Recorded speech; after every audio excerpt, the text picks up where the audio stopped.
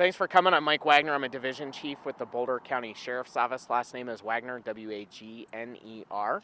My apologies for being late. I just left a meeting with the incident command and wanted to get the most current information because I know this is an interesting topic to our community and a lot of people are looking for information. You may have seen earlier today we posted information that the size of the fire has increased from an overflight. It's now 8,788 acres.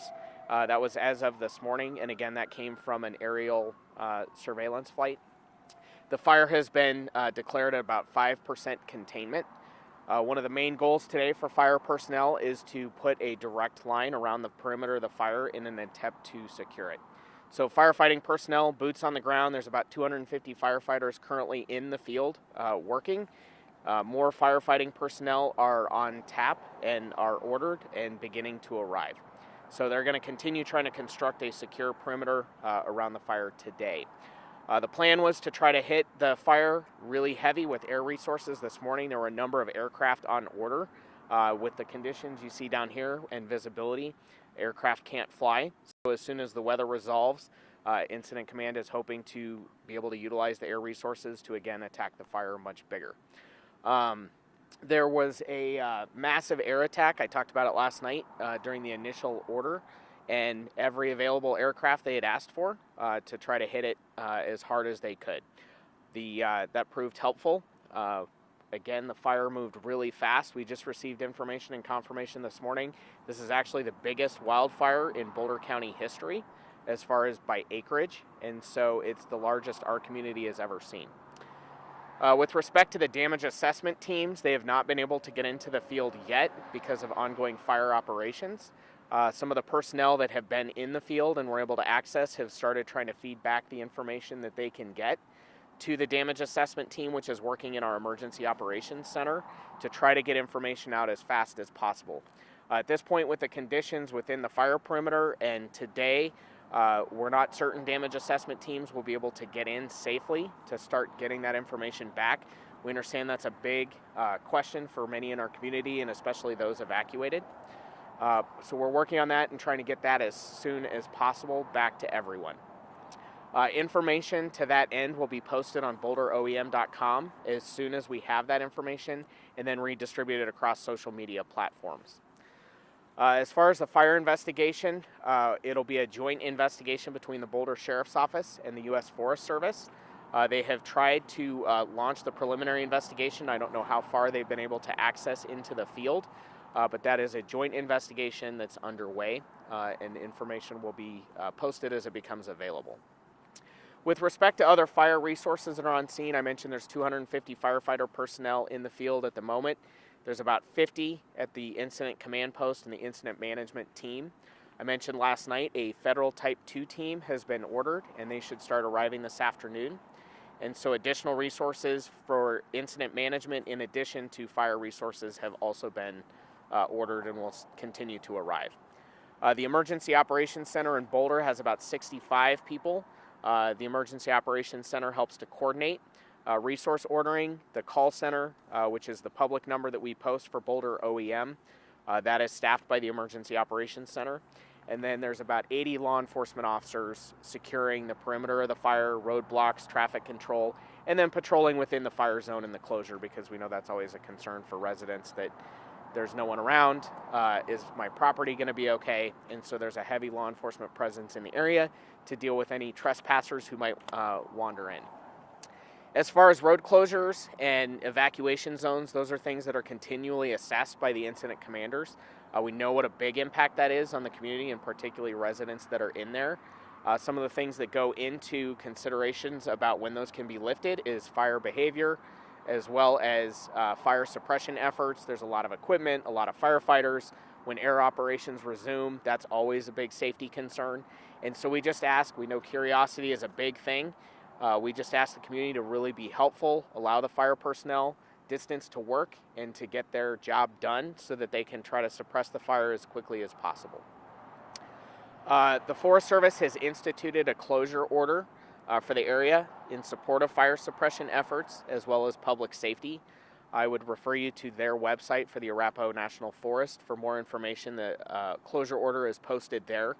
But again, that's to try to minimize anyone in the area unnecessarily because it complicates firefighting and suppression efforts and increases safety risks to the public. I think that is all of the significant updates. As far as injuries and missing persons, we had 2 missing people that were unaccounted for last night. They have since been located. We have spoken with them, so we have no one that is currently unaccounted for. As far as injuries, there was 1 minor injury to a firefighter last night involving an ankle. They were able to be removed, and I'm not even sure if they needed treatment or not, so only 1 minor injury so far. No additional update on potential damaged structures or structures lost. Again, we still think just based on the path of the fire and how it moved in the area that it went through that number is likely large.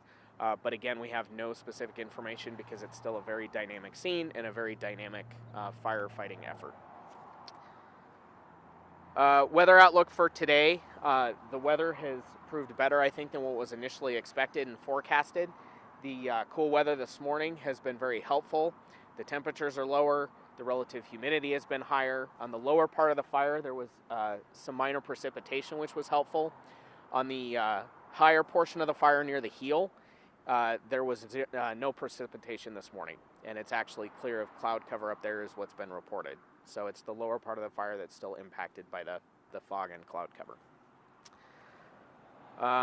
Primary objectives today from Incident Command they wanted me to relay to you is structure protection. That's one of their number 1 things, is to try to keep the fire knocked down and protect structures that have not been impacted by the fire yet. They're going to continue to construct the direct fire line, which I spoke around, of the perimeter of the fire to secure it, and trying to do all that while trying to comply with all the COVID safety protocols, which just adds a whole different layer of complexity to any large event or large incident, and this one being no different. So those are their main objectives for today. We will try to update information tonight when they get information back from the field. There's relatively little phone service for a large portion of the fire, which makes communication just a little more difficult to try to get real-time information and updates.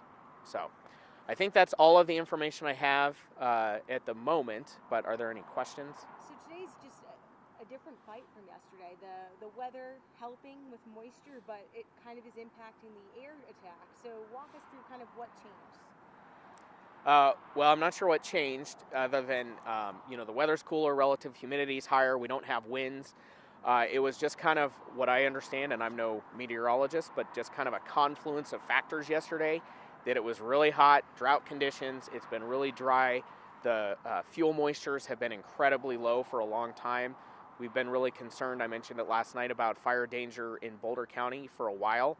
Which is why we've been at level 2 or stage 2 fire restrictions countywide for a number of weeks.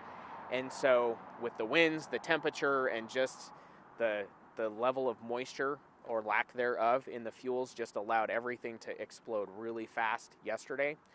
And the fire was moving incredibly fast. So now does it seem to be slowing down with this weather change? Yeah, it seems like there's not been as much fire movement. Is my understanding from the discussion I had with the incident commanders is that the perimeter is largely the same, and so that there has not been a lot of growth. And again, there's a little bit because of the difference between the acreage and the flyover numbers, but I'm not exactly sure what that time frame is between the overflights. Mike, I know you said that you don't have a specific update on structures, but are there any neighborhoods you could name where you know people are trying to get in first and check out? I don't. Yeah, I haven't been in contact with any of the damage assessment folks to try to figure out what they can access or what their priority is. I think at this point, they're trying to get in where they can without complicating fire suppression efforts and getting in the way of firefighters, because we don't want to lose any more structures or have any more damage occur. So they're very sensitive to that. I don't know what that means practically, though. I know a few of the evacuation orders have been lifted. Are we anticipating more to come out? Like I said earlier, they're continuing to reevaluate that just in real time because they know that's a significant issue for those that are impacted by that and evacuated. I don't have any predictions as far as if any new ones will be instituted or if any will be rescinded. And numbers-wise, do we know about how many had to evacuate? How many had to evacuate? The numbers I got last night were, I think it was about 1,646 homes, residential homes or structures, just shy of about 3,000 people. Again, information in any dynamic incident is subject to change. I have not heard new updated numbers. That's what I got really quick last night when we had an initial briefing trying to get information out. And where should people go, or where should people bring their animals at this point if they are evacuated? So the Longmont Humane Society and Boulder Humane Society are open for taking animals. The Boulder County Fairgrounds is housing large animals, so horses and kind of barnyard animals, pigs, things like that. There were close, I think, at one point to almost 450 horses that were sheltered there. That has since reduced, I understand, as that closure east of Highway 36 or that evacuation order was rescinded. I know you said the footprint's holding pretty steady, but there is some question on Facebook about any growth in what direction. There's just not some clarity about the direction. Yeah, and I'm not sure either. So. And you hope to have another update tonight about more acreage, less acreage, directions, stuff like that? Yeah, any information we can. We know that this is a high interest event in this community and across the state with the number of fires going. We'll push out information as soon as we can. We want to make sure that we give out accurate information, but timely information. So if we don't do a formal press update or press briefing, it'll be posted on the Boulder OEM platforms, and so that's always the place to go for most current information. As far as fire facts, there's an NCWeb webpage through the Forest Service, and all of the current fire facts will be there. And so that's gospel when it comes to fire facts. And both of those websites will cross-reference each other, so people should be able to navigate between the two fairly easily. But this already ranks as the largest fire Boulder County has seen. That's my understanding from our Office of Emergency Management. Is about an hour and a half ago they confirmed by acreage size this is the largest. And you were saying earlier there's about 250 plus firefighters right now on the ground, is that? Yes. Wow. And then hope to have more people in the air once the weather clears up today even. Yes. Yeah. So they're hoping to begin air operations and air attack as soon as the weather clears, and they have more firefighter personnel on order, and they're continuing to trickle in and arrive.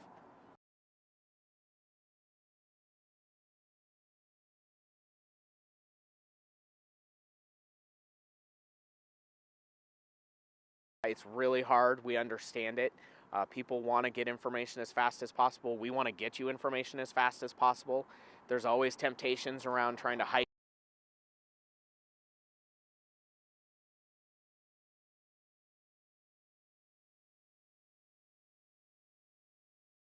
attacks because it's just such a safety issue. And so law enforcement has to go try to remove people from the area so they can resume fire suppression efforts, especially by air. So the temptations there, we know, we understand. Just try to be patient. We're getting information as fast as we possibly can.